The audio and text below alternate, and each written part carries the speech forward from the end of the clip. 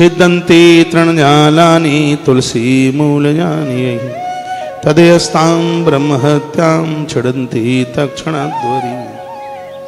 वर्णन किया गया है कि जो तुलसी के पत्तों में भगवान को भी आप तुलसी पत्र चढ़ाते हैं तो उसके टुकड़े टुकड़े न करें। जो भक्ति भाव पूर्वक तुलसी की सेवा करते हैं उनको सभी तीर्थों में दर्शन करने का, नदियों में स्नान करने का फल प्राप्त हो जाता है। तत्पश्चात कहा कि ग्रीष्म काल में सुगंधित शीतल जल से तुलसी को सींच कर मनुष्य मुक्ति को प्राप्त होता है। जो तुलसी को चंद्रमा की चांदनी में छत्र का दान करता है सभी पाप छूट जाते हैं। जो व्यक्ति वैशाख मास के महीने में अखंड शीतल जल से तुलसी को सींचता है उसको नित्य अश्वमेध यज्ञ का फल प्राप्त होता है।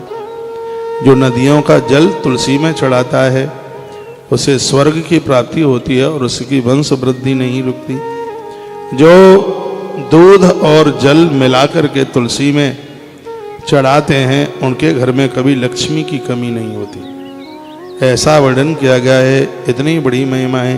कदाचित तुलसीम दुग्धई सेचयद्यो नरोत्तम तस्वै स्मन विपर से लक्ष्मीर्भवति निश्चला। रोज ना कर पाओ तो हर गुरुवार के दिन दूध में जल मिला करके तुलसी मैया की जड़ों में अर्घ दीजिए। आपके घर में धन की कमी नहीं होगी। शरीर की कंगाली दरिद्रता सगरी खत्म हो जाएगी। पैसा आकाश में से टपकेगा नहीं तो धन आने के साधन खुल जाएंगे। जहाँ रोड़ा लगा हुआ है, जहाँ व्यवधान है वो सब मुक्त हो जाएगा। कमाना तो खुद ही पड़ेगा क्योंकि पैसा टपकता नहीं है, पैसा कमाना पड़ता है, मेहनत करनी पड़ती है। लेकिन मेहनत कहाँ करें, जगह भी तो होनी चाहिए। तो उसके लिए मार्ग प्रशस्त हो जाएगा, मार्ग खुल जाएंगे। ये श्लोक फिर मेरा मन कर रहा है इसको बोलने के लिए, फिर मैं इसको बोल रहा हूँ। लिखा है गोमयी तुलसी मूले या कुर्यादुपलेपनम तस्मात् जनञ्च बेपर से तस्य पुण्य फलम श्रु। वर्णन है तुलसी के बारे में कहा गया है कि तुलसी को गोवेशर्भ्यसा, इसको आप गायों से, बच्चों से, जानवरों से इसको आप सुरक्षित कर लेते हैं तो स्वयं केशव अपना सुदर्शन चक्र लेकर के उस परिवार की रक्षा करते हैं। तुलसी को नष्ट मत होने दीजिए। तुलस्यारोपणम यस्तु भक्तता कुरुते नर सामृतः परमं मोक्षं प्राप्नोति वन संशया। जो लोग अपने हाथों से तुलसी की माला बनाकर लोगों को पहनने के लिए वितरित करते हैं, जो अपने हाथ से तुलसी की माला बना करके पहनते हैं, सामृतः परमं मोक्षं प्राप्नोति वन संशया। स्वयं भगवान के देश में कोई संशय वाली बात नहीं है। उन लोगों को मोक्ष मिलता है, उन्हें मुक्ति मिलती है। आप बहुत चीजें बांटते रहते हो, कभी अपने हाथों से तुलसी की माला बनाइए। बहुत सहज है, बहुत सरल है। मैं बना लेता हूँ तुलसी की लकड़ी की माला, अब टाइम नहीं मिलता। इतनी बढ़िया बढ़िया मनिया छील छाल करके तैयार कर देता हूँ। हाँ, तुलसी के मनियों में छेद भी हो तो वो अखंड है, खंडित नहीं होता, ऐसा वर्णन है इसमें। उस माला को बड़ा बढ़िया माना गया जिसमें थोड़ा तुलसी का सूखा छिलका चिपटा रह जाता है। ऐसी तुलसी आपने देखी होगी, कहीं थोड़ा सा गड्ढा है, ऐसा लग रहा है किसी कीड़े ने काट दिया है क्या, कहीं उसके ऊपर छाल सी लगी रह जाती है, लाल लाल पीली पीली। इस ग्रंथ में वर्णन है कि ऐसी तुलसी की माला को बहुत शुभ माना गया जिसके मनिये में थोड़ा उबड़ खाबड़ सा है, खुद हाथ में चोट न पहुंच जाए, अपने आप सटक जाए, इसलिए लोग मशीनों की बनी बनाई चिकनी माला बाजार से खरीद के लेके आते हैं।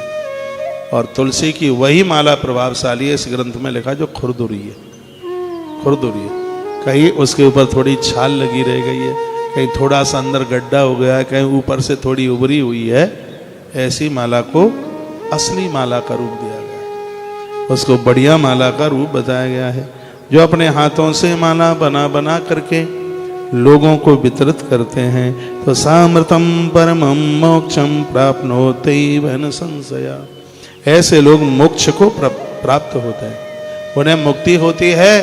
मृत्यु के समय पर उन्हें कोई कष्ट नहीं भोगना पड़ता, ऐसा वर्णन किया गया। प्रदीपम यस्तु संध्याया थापये तुलसी तले सयाति मंदरम विष्णु कुलकोटि समन्वितः। जो हर रोजाना संध्या काल में तुलसी की जड़ों में दिए जलाते हैं, उनके 1 करोड़ खानदान की मुक्ति हो जाती है, मोक्ष मिल जाता है। एक दिया जलाने का इतना सफल है। करना क्या, एक घी का दिया तुलसी मैया के गरुए में रख दीजिए, 1 करोड़ पुरखे भी उसे एक दिए के जलाने से तर जाएंगे। लेकिन यह होगा तब जब पुण्य होंगे। इसमें पैसा वैसा तो कुछ लगे नहीं रहा है, लेकिन ये पुण्यों के ही द्वारा, यदि आप रोज कार्तिक मास में तुलसी मैया को दिया जला रहे हैं तो ये अपनी ताकत से नहीं जला रहे हैं, आपके पुण्य बढ़े हैं। तो पुण्यों के बिना कोई तीर्थ नहीं जा सकता, पुण्यों के बिना कोई भगवान की पूजा आराधना कर ही नहीं सकता। यह गुण साधन से नहीं होई, तुम्हारी कृपा पाई कोई कोई। ये तो वो कृपा करे तो ये संभव है। आज आप तुलसी महात्म्य का 2nd भाग सुन रहे हैं। इसके ऊपर 10 दिन कथा की जाए तो भी बात पूरी नहीं होगी। इसको बहुत ध्यान से सुन लीजिएगा। एक बार मैं फिर कहूँगा, जो लोग अपने हाथों से तुलसी बनाकर उसका वितरण करते हैं, लोगों को बांटते हैं, भगवान को पहनाते हैं, खुद पहनते हैं, सामृतम परमं मोक्षम प्राप्नोते वन संशया, उनको मोक्ष मिलेगा। प्राण छोड़ने में उन्हें किसी भी प्रकार का कष्ट नहीं होगा। प्रदीपम यस्तु संध्याया स्थापिये तुलसी तले, तुलसी तले नीचे। कभी कभी ऐसा होता है कि तुलसी रह गई है, नीचे है, और उसके ऊपर कोई, क्या बोलूं, कोई पत्थर की शिला है, वो तुलसी के नाम का दिया वहाँ जला देंगे, तुलसी के नाम का दिया खम्भे के ऊपर रख देंगे, तुलसी के नाम का दिया छत पर अटारी पर रख देंगे। तो यहाँ बड़ा सुंदर वर्णन किया गया है। तुलसी माँ के लिए आप दिया जलाते हैं तो तुलसी की हाइट के ऊपर वो दिया नहीं होना चाहिए।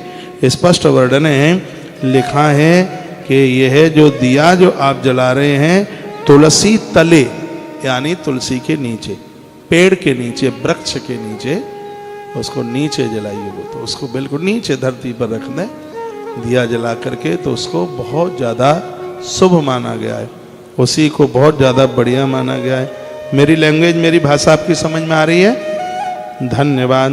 प्रभाते तुलसी पश्येद भक्ति मान्यो नरोत्तमः, सविष्णु दर्शन सैव फलम प्राप्नोति चाक्षयम्। जो प्रातः काल, ये बात नोट कर लें, यह है क्रिया योग सारखंड है पद्म पुराण का, और 24 नंबर का अध्याय है और 23 नंबर का यह श्लोक है। इसमें लिखा है कि प्रभात काल में जो तुलसी माँ का दर्शन कर लेते हैं, तत्काल उन्हें द्वारकाधीश भगवान का दर्शन करने का फल प्राप्त हो जाता है। भगवान विष्णु के दर्शन का फल मिल जाता है। इतनी बड़ी महिमा है। हमने तो यहाँ यह पढ़ा है, जहाँ के तुम जन्मे हो वहाँ से तुलसी पत्र लेके जाइए। जब श्री द्वारका जी जाएं तो अपने हाथ की तुलसी के पत्तों की माला बनी हुई द्वारकाधीश को पहनाइए, आनंद हो जाए। क्या अद्भुत बातें कहीं, आनंद हो रहा है। प्रभाते तुलसी पश्येद भक्ति मान्यो नरोत्तम, सविष्णु दर्शन सैव फलम प्राप्नोति च अक्षयम्। प्रातः काल जो तुलसी माँ का दर्शन कर लेते, पूजा की तो बहुत बड़ी बात हो गई है, पूजा कर ली तो दशाश्वमेध यज्ञ कर लिए समझ लो।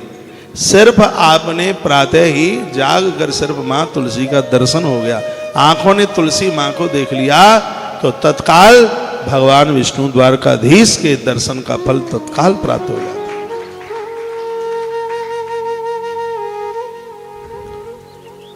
वर्णन तो यह है कि आपके गिलास में कोई पानी पीने को देता है, आपके कंठ में तुलसी है तो उस मनिये को गिलास से स्पर्श करा दो, पानी से स्पर्श करा दो, उसके बाद में उस जल को पीजिए, वह अमृत बन जाए। तुलसी के बिना तो आइए, तुलसी के बिना तो कोई जीवन ही नहीं है। तुलसी वृक्ष न जानिए गायन समझो ढोर, ब्राह्मण मनुजन होत हैं ये तीनों नंद किशोर। आचार्य जी बड़ी सुंदर बातें यहाँ लिखी है। प्रभाते तुलसी पस्ये भक्ति मान्यो नरोत्तम स विष्णु दर्शन सैव फलम प्राप्नोति च अक्षयम्। जो प्रातः काल माँ भगवती तुलसी का दर्शन कर लेता है उसे तत्काल भगवान नारायण के दर्शन का फल, द्वारकाधीश भगवान के दर्शन का फल प्राप्त हो जाए। प्रातः तुलसी का दर्शन कर लो, समझ लो कि आप द्वारका की यात्रा करके आ गए। इतनी बड़ी महिमा है।